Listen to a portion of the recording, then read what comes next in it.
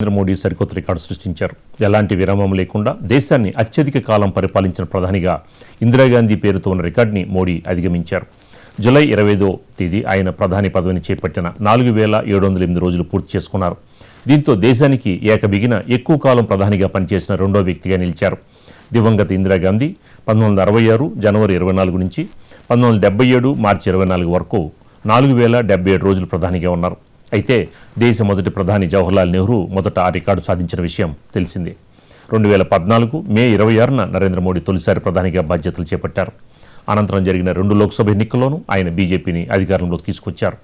దీంతో వరుసగా 3 లోక్సభ ఎన్నికల్లో తమ పార్టీలకు విజయాన్ని అందించిన ఘనత నెహ్రూ, మోడీలకి దక్కుతుంది.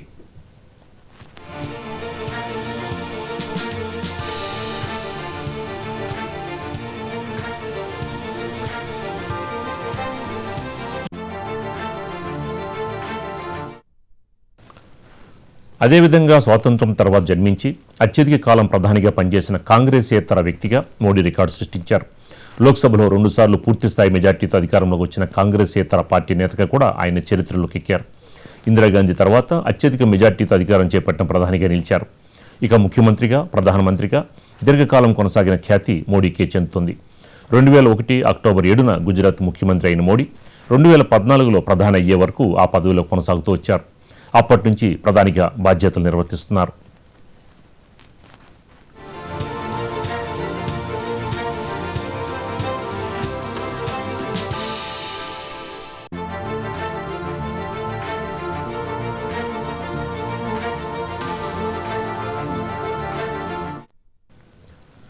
దేశంలో ముఖ్యమంత్రులు, ప్రధానమంత్రులందరిలో వరుసగా 6 ఎన్నికల్లో ఒకే పార్టీ పక్ష నేతగా ఎన్నికైన ఏకైక నేత నరేంద్ర మోడీగా రికార్డు సృష్టించారు. గుజరాత్ ముఖ్యమంత్రిగా 2002, 2007, 2012 ఎన్నికల్లో బీజేపీని గెలిపించారు. అదేవిధంగా 2014, 2019, 2024లో ప్రధాన అభ్యర్థిగా కమలం పార్టీని అధికారంలోకి తీసుకొచ్చారు.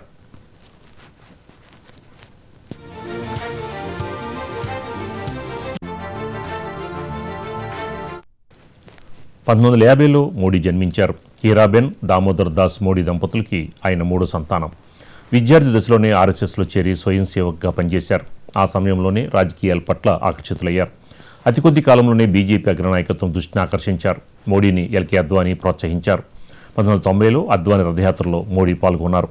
1992లో మురళీ మనోహర్ జోషి చేపట్టిన కన్యాకుమారి టు కాశ్మీర్ ఏక్తా యాత్రకు మోడీ జాతీయ ఇన్ఛార్జిగా పనిచేశారు. 2001లో గుజరాత్ సీఎం అయ్యారు.